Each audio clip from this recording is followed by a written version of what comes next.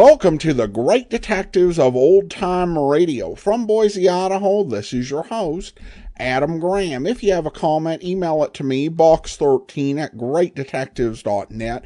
Follow us on Twitter at Radio Detectives, and become one of our friends on Facebook.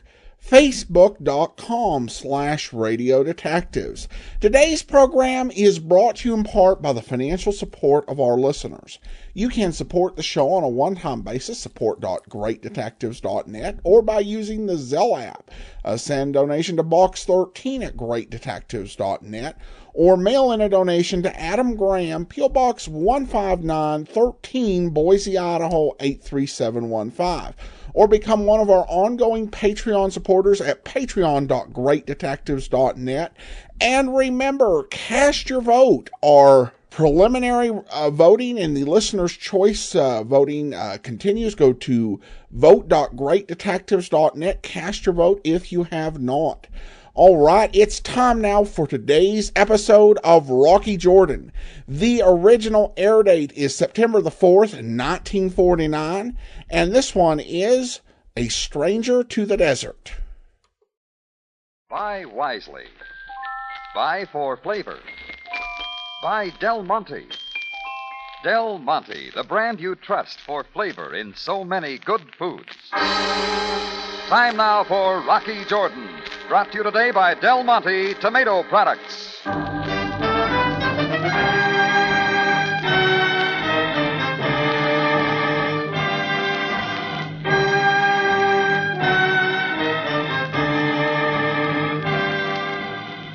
Not far from the Mosque Sultan Hassan in Cairo stands the Cafe Tambourine, run by Rocky Jordan. The Cafe Tambourine, crowded with forgotten men, alive with the babble of many languages. For this is Cairo, where modern adventure and intrigue unfold against the backdrop of antiquity. Del Monte presents Rocky Jordan and this week's story, A Stranger to the Desert.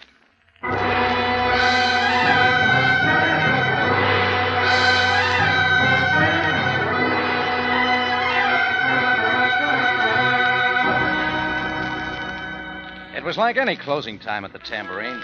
The last of the stragglers at the bar had been sent on their way. All my help had cleared up and left. I had just locked the front door and cut the light when my eye caught this figure out through the big front window.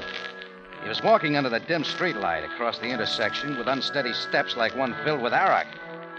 I wouldn't have looked twice except for the way he kept coming, directly toward the Tambourine, closer and closer.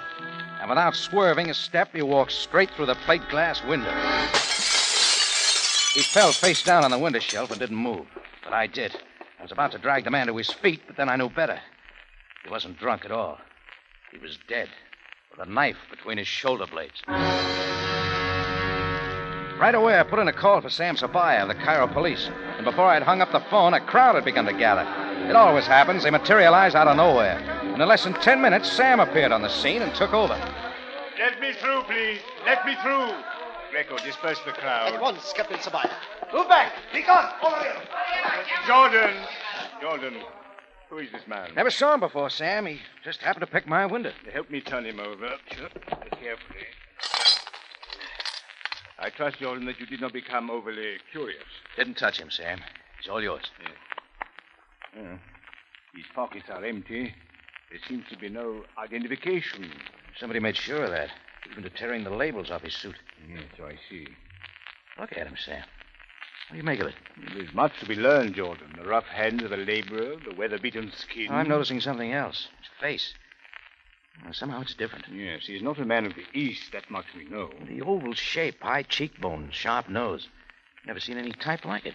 As you say, Jordan, even in Cairo, where nationalities come from all over the world, this man is most unusual. Yeah, the only thing that makes sense is the knife in his back. Yes. But for the moment, this strange man remains one of Cairo's unknown dead. That's all there is? Certainly not, Jordan. A routine check with the Canadian consul today informed me that a Dr. Willoughby, a noted anthropologist, arrived 2 weeks ago for study at the Cairo University. Oh, he could help. I shall have the body removed to the morgue and call in Dr. Willoughby for consultation. You mind if I join you? On the contrary, Jordan. Come along. We went to police headquarters. In about an hour, a white-thatched, energetic little man arrived and introduced himself as Dr. Willoughby. He eyed us sharply as Sam took us down into the morgue. Then we stood looking at the lifeless man. Observe now, Dr. Willoughby. Yes, now we shall see. You will doubtless realize why we were puzzled by this man. In a moment, please. Well-proportioned, short. But the face, Doctor. Yes, broad, oval, prominent cheekbones, long, narrow nose. Most incredible. Then you can tell us. And there, as I thought, traces of the epicanthic fold. Mind explaining that? The Mongolian fold on the eyelids. I cannot get over it, gentlemen. Indeed, Dr. Willoughby. And what manner of man is this? Surely a stranger to the desert, Captain Sabaya. Well, let's have it. What is he? What is he, Mr. Jordan? This man is an Eskimo. Eskimo? Eskimo, did you say? Mr. Jordan, indeed I did. Attest, if you please, the coarse black hair, the light brown of the body, and the copper color of the cheeks. Nevertheless, Doctor... This man is truly an Eskimo. What would an Eskimo be doing in Cairo? Aha, Mr. Jordan. That is a question I must ask of you. Well, we could have asked questions like that for the rest of the night without any answers. Instead, I went back to the Tambourine. But this business of an Eskimo in Egypt had me wondering, especially when he falls through my window with a knife in his back. Well, I had to make some arrangements to get my front window boarded up, and after that, I got some sleep.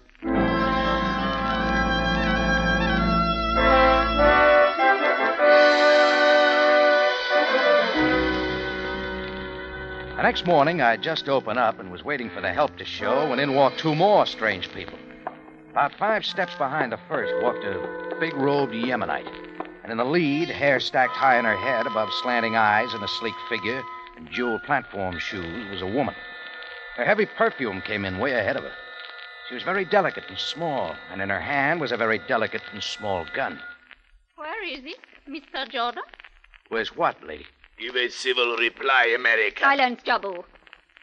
I speak of the money, Mr. Jordan. Oh, sure, the money. I think you know what I'm talking about. Where is it? Any special amount? All of it.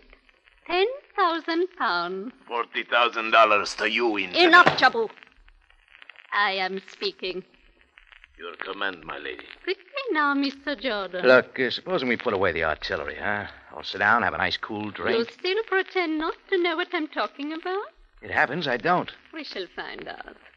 Jabu, step around me. Search him thoroughly. With the greatest of pleasure. You got big hands, Jabu, but keep them off of me. I can use them well, Jordan. Only search him, Jabu. He's covered with my gun.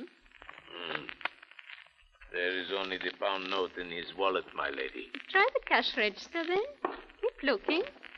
Listen, if you're hunting for 40,000 around here, give it up.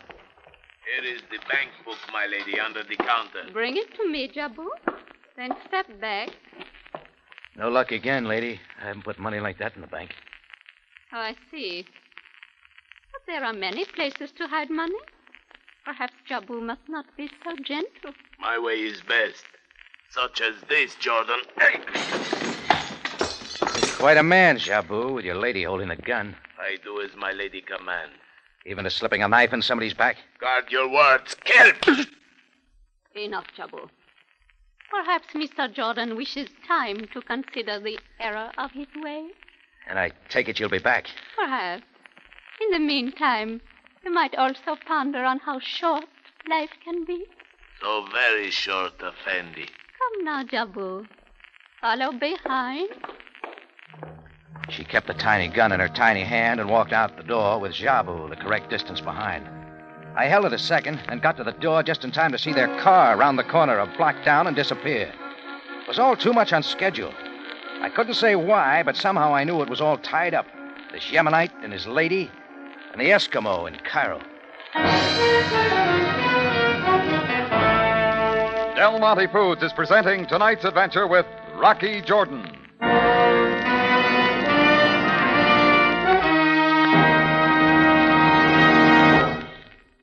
Let's drop in on the Tyler family and listen to a little family conference going on in the kitchen.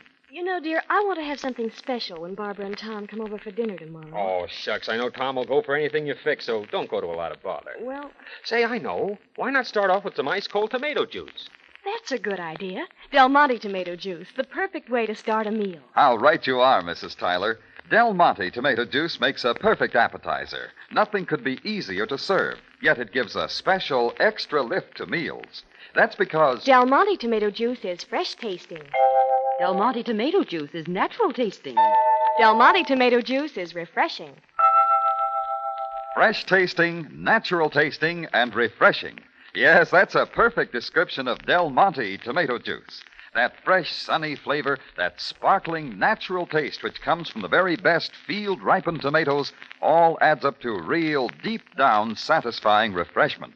Keep several cans of Del Monte tomato juice in the refrigerator. You'll find they come in mighty handy.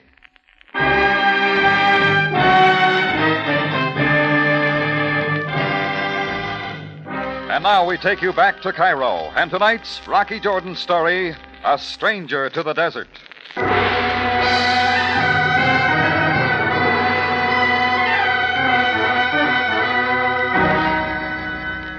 It all began when an Eskimo, yes, I said an Eskimo, fell through my front tambourine window with a knife in his back. And it figured the recent visit from the perfume doll and her boy Jabu connected up. That was a problem Sam Sabaya could have, so right away I put in a call for him at headquarters. Cairo Police. Greco speaking. Hello, Greco. This is for Sam. Put him on. And who is this speaking? Jordan, you know me. Where's Sam, Greco? Mr. Jordan, it happens that Captain Sabaya is not in. Where is he? I want to talk to him. Captain Sabaya is at the present attending an important meeting in Alexandria with the Minister of Internal Security. I am personally taking over his cases. Well, then you can tell me if there's anything new on the killing of the stranger. Please, be specific. The Eskimo, Greco. There seems to be nothing new. Is that all now? And then I got something to report. Now get this, Greco. Be brief, Mr. Jordan. Can you not see? Listen. Very well. A couple of people just came into the Tambourine, roughed me up looking for $40,000 they think I have. I don't know what it's all about, but I think it fits with the Eskimo killing. Duly noted. Now, here's a description. One was a girl. Small, Eurasian, loaded with lots of perfume and a pearl-handled revolver. I didn't get her name, but the You listening? Mr. Jordan, must I again remind you that my time is limited? His name was Jabu. Duly noted, duly noted. You gonna do something about it, Grego? If that completes your report... Oh, one more thing. They said they'd be back. Duly noted, Mr. Jordan. Ah. Well, with people punching at me, I couldn't wait around for Greco or anybody. For a lot of reasons now, I had to know how and why a lonely Eskimo came to Cairo. A man that unusual shouldn't be too hard to trace, so I rung up a few hotels, but got no help. Then I hired a taxi and began making the rounds in person. I tried my friend Archie at Shepard's. Eskimo? Oh, I say, Rocky, you Americans have such a quaint sense of humor. Eskimo, indeed. Next, I taxied on down the Sharia Suleiman Pasha and stopped at the Villa Victoria. A buxom lady held sway behind the desk. My good man, there are no Eskimos here, but you will find the bar on the lower floor. Good day. After that, I took a chance at the Acropolis Hotel. The desk clerk was very uncooperative. No, mister, we don't have Eskimos, and that goes for seals, polar bears, and walruses. Now get out with your bum jokes before I call the cops.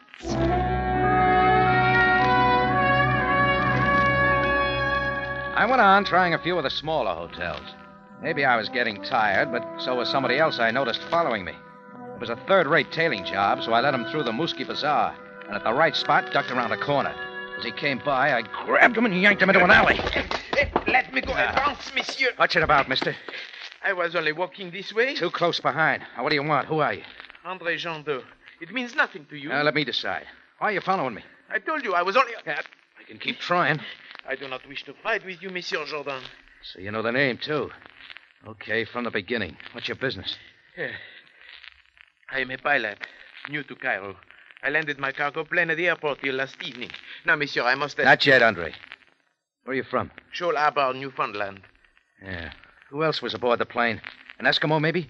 That is right. He come here with me. Let's hear all about him. Well, I do not know his true name. Everyone called him Johnny Sealskin. He was well known in Newfoundland as a whaler. Why'd he come to Cairo? He hired my plane to transport a cargo for a delivery here. He came as a representative of a community of his people. Cargo of what? Monsieur, I do not know. Who killed him, Andre, and why? I also wish to know. He left the plane at the airport last evening saying that he would come into Cairo to pick up his money. When'd you see him again? Never. He was to return, and we would immediately take off for Newfoundland. I waited there for him all night, and this morning I read in the paper of his death at your cafe, Monsieur Jordan. And you thought tailing me, you'd get some answers? Monsieur, Cairo is a strange town. I could not be sure. About that cargo, you still say you didn't know what it was? All he said was that his people had been fleeced before. Besides, he was paying good money, so why should I ask? Sure. Any idea about it? Well, I'll confess that while he was sleeping, I opened one of his cases. What'd the stuff inside look like? It was solid, rather fatty, streaked with black like marble, you might say. I recall a sweet, earthy odor. How much of the stuff was it? It weighed in at 2,000 pounds. Okay. Where's the stuff now? I do not know, monsieur.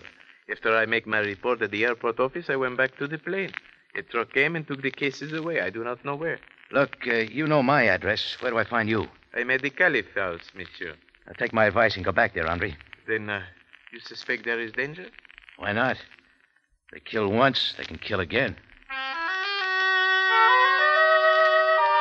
I had something about the Eskimo now, but still no idea why he was killed. I had a hunch what the cargo was, but just to make sure, I decided to see Dr. Willoughby again. I talked with the consul and learned the doctor was living out near the university. When I got there, his room was stacked with all sorts of books. He seemed real glad to see me. Ah, Mr. Jordan, come in. Sorry to bother you again, Dr. Willoughby, Not but... at all. I presume your call is about the stranger who lies in the morgue. Yes, I have a few questions. As you see, I've been doing a little reading on the subject. Most unusual. Yeah, well, this is something else. A moment, Mr. Jordan, to set your mind at rest. A moment. Here we are, on the subject of the epicantic fold. Absolute proof that the man is an Eskimo. Well, it happens I know all about him, Dr. Willoughby. He is an Eskimo from Newfoundland. He was a whaler. Splendid. How did you learn? I've been talking to the pilot who brought him and a cargo to Cairo. Cargo, indeed. Of what sort? Well, the pilot wasn't sure. He described it as solid, fatty, blackish in appearance with a sweet, earthy smell. Could it be ambergris? What? It might very well be. What do you know of ambergris? Only that it comes from whales, used in making perfumes, isn't it? You are quite correct. It is vitally necessary for the making of certain perfumes of the East. And Cairo should be a good market. Any idea what it's worth? Oh, quite valuable and increasingly rare. Certain firms are frantic to get it. A pound is worth $20 or so. $20? That much ambergris would come to about... Let me see, 2,000 pounds, that would come to $40,000 American. $40,000, exactly. I heard that figure once before today. You did? Yeah, a dame was at my cafe this morning looking for $40,000. A remarkable coincidence, Mr. Jordan. Yes, isn't it? Well, thanks, Doctor. That's all I wanted to know. It was enough for me. Maybe a few pieces didn't fit yet, but the police could take it from there and finish up. After all, I just run a cafe. So I went directly from Dr. Willoughby's place to headquarters. Greco was seated behind Sam Sabaya's desk when I walked in. All at once, he got very busy. I waited him out, and he finally looked up.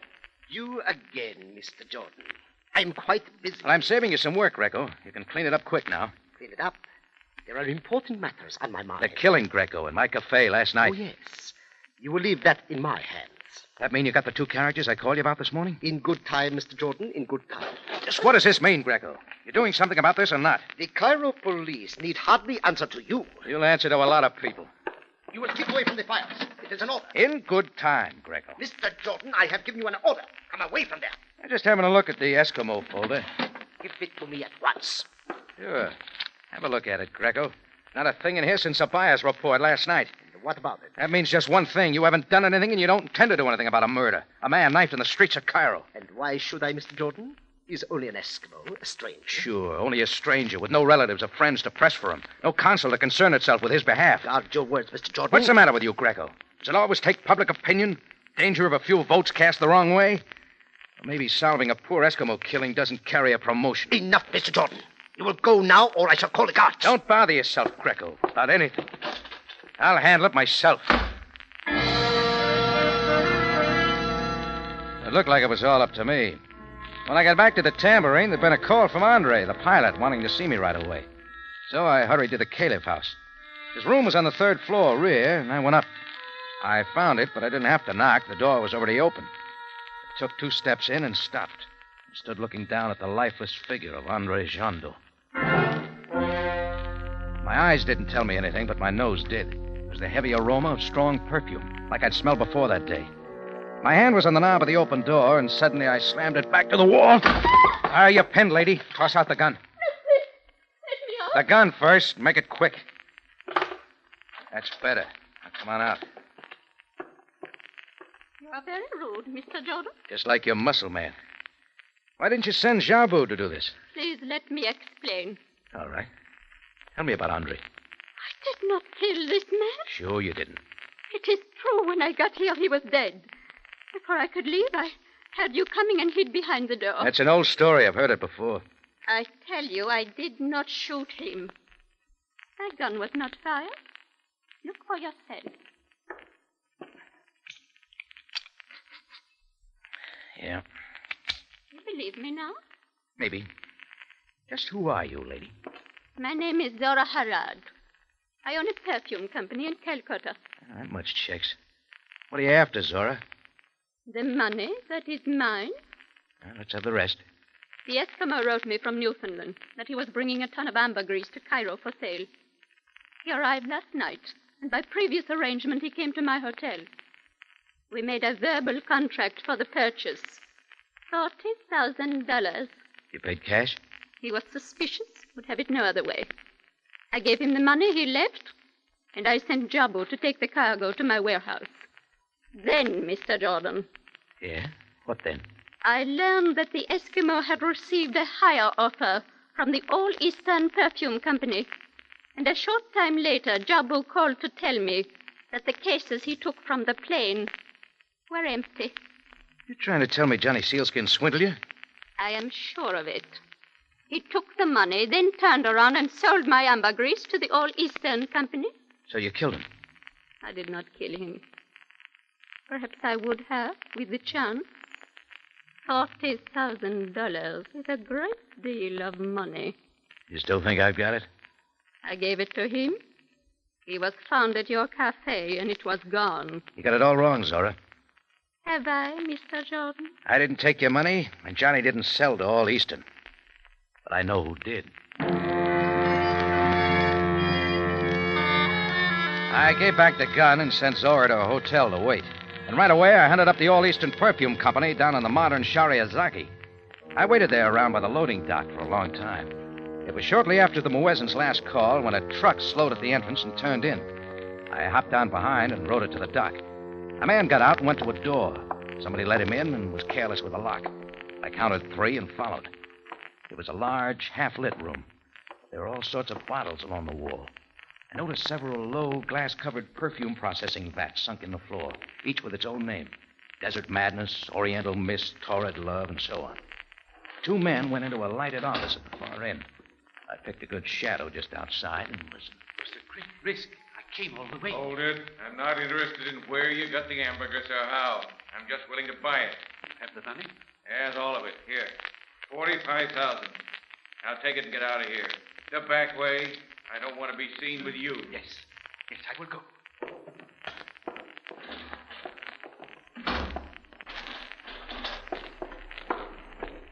Close the deal, Willoughby? Who is that? Who are you? You know me, Dr. Willoughby. Jordan, how did you get here? That all that bothers you? Don't come any closer. Yeah? Why so nervous? You hold the gun. Stay by the wall. Keep your hands up. Now, what do you want? $45,000. I don't know what you're talking about. So I have to spell it out, eh? You're from Canada by way of Newfoundland, right? You do not frighten me. Why do you keep stepping back? Yeah, I got it from the Canadian consul. So you knew of the ambergris shipment, came ahead into Cairo posing as a big professor. Did I, Jordan? You took the stuff from the plane when the pilot was checking in, replacing it with empty cases. It's easy to get helpers around Cairo. I can see you know too much. You could have just delivered the stuff here and gotten by, only that wasn't enough. You had to kill Johnny Sealskin for his money and the pilot, too, when he got onto you somehow. Very well, Jordan. But your lips will be sealed forever. His trembling hand came up with a gun. My raised hand had a bottle off a shelf, and I threw it. My throw deflected his shot, but he held the gun still backing up. He was about to aim again when his heel caught a perfume vat's edge, and he fell back. I got over to make sure he dropped the gun. I bent over, his flailing hands grabbed my wrist, and all at once I was in on top of him. And we were splashing around in a vat full of desert madness. I stayed on top and held his head under just long enough. And I dragged him out of the perfume stuff and dumped him on the floor. That's when I knew Dr. Willoughby and I would never be the same again.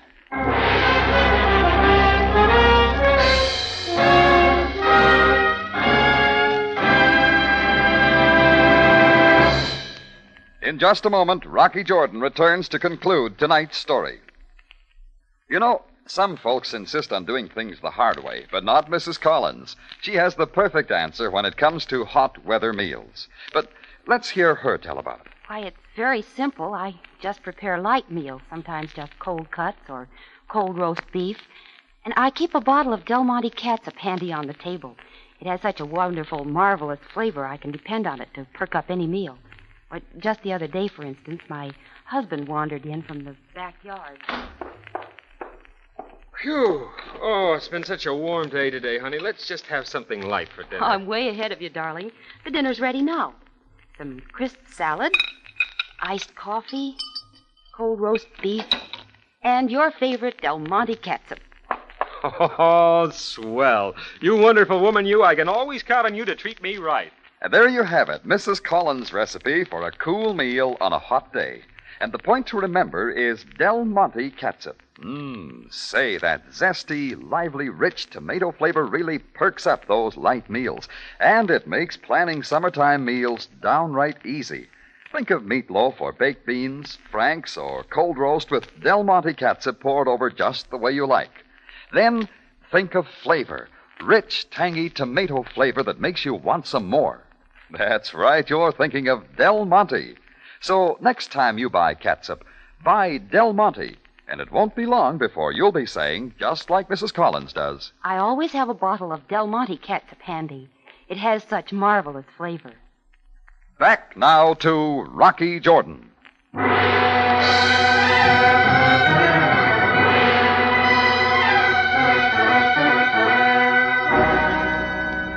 Well, I worked on Dr. Willoughby till he came around.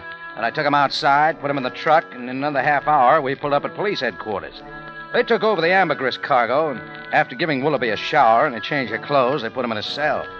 I was counting on another round with Greco about then, but was happy to see Sabaya back. As I sat down in his office, I noticed Sam leaning back in his chair. Jordan, would you kindly open that window? Oh, glad to, Sam. Hey, how was the trip to Alexandria? You're quite pleasant, thank you. Jordan. Yeah? What did you say you fell into? Desert madness. They say it does things to you. Desert madness. I quite agree. Now, about this Zora Harad, you suggest that neither she nor Jahabu had anything to do with the killing. That's right. She was just trying to get her money back. I see. Jordan, would you please move back a little? This all right, Sam? Yes. Now, to continue... Oh, by the way, Greco could have handled this if he'd been on the job. Well, do not condemn Greco too much. There are certain people who must take orders. He does that very well. Anyhow, Willoughby played it smart to a point. He knew enough about anthropology to come to Cairo posing as an authority. Yet he hardly expected to be called in on this case. No, but the safest thing was to play it straight. Nobody would suspect him. The only trouble was he knew too much about ambergris. Oh? And how so? Well, its value, for example. That's what tripped him up. Without my telling him, he knew exactly how much ambergris came in on that plane. 2,000 pounds. Desert madness. Jordan, would you do me a favor? Sure, Sam. Anything. Name it. Kindly return to the Tambourine and give me the rest of your statement by telephone.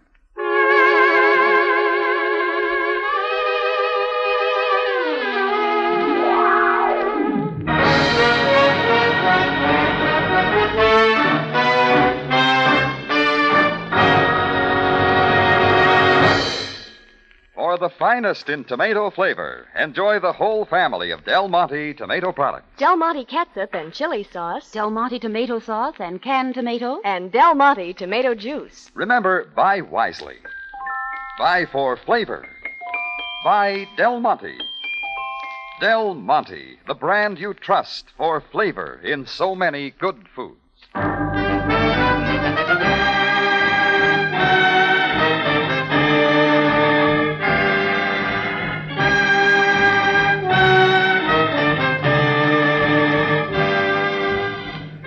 Rocky Jordan, written by Larry Roman and Gomer Cool, stars Jack Moyles in the title role with Jay Novello as Sam Sabaya, and is produced and directed by Cliff Howell with original music composed and conducted by Richard Arant. Remember, you have a date next week at the Cafe Tambourine, run by Rocky Jordan. Same time, same station. And the story is Adventure with Andrea.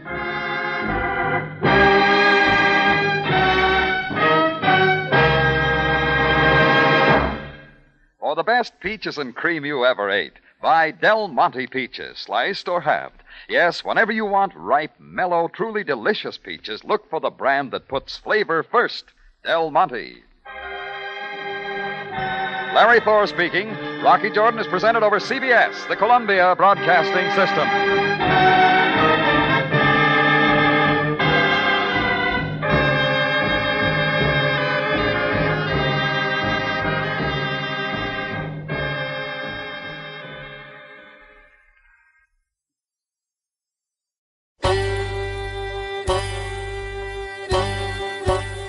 Hi, this is Andrew from OTRWesterns.com. I wanted to invite you to come take a look at our site where we put out podcasts of old-time radio westerns. Check us out at OTRWesterns.com. You're listening to The Great Detectives of Old Time Radio with Adam Graham. Now let's get back into the show.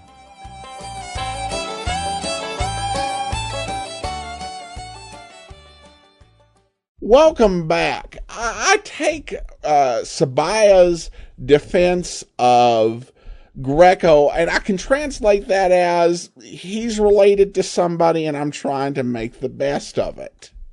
Because the idea that he is very good at obeying orders given to him, and really apparently just when you're standing over him, is not a great reason for somebody to be a sergeant.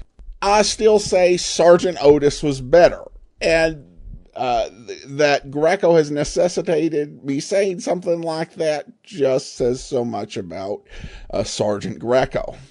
At any rate, listener comments and feedback. And a listener emails in from their cell phone, so I'm not sure the name.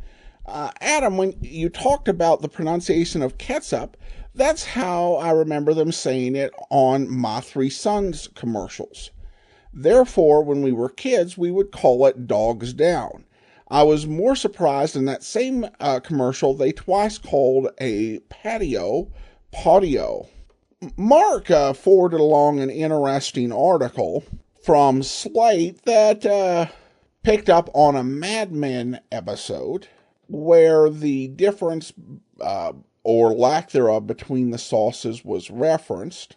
And it turns out that both ketchup and catsup were different names for the same sauce. A spokesman for Heinz even emailed in explaining that Heinz went ahead and they named their sauce ketchup in order to distinguish it from other products that were on the market. Del Monte actually switched to referring to their sauce as ketchup in 1988. So no wonder it was called that way on the My Three Sons app. And all right, that'll do it for now. Join us back here tomorrow for Boston Blackie, and then we'll be back next Wednesday with another episode of Rocky Jordan. Remember to rate and review the show on iTunes, and be sure and cast your vote in the preliminary round of the Listener's Choice voting at vote.greatdetectives.net. Follow us on Twitter at Radio Detectives and become one of our friends on Facebook. Facebook.com/Radio Detectives. From Boise, Idaho, this is your host, Adam Graham, signing off.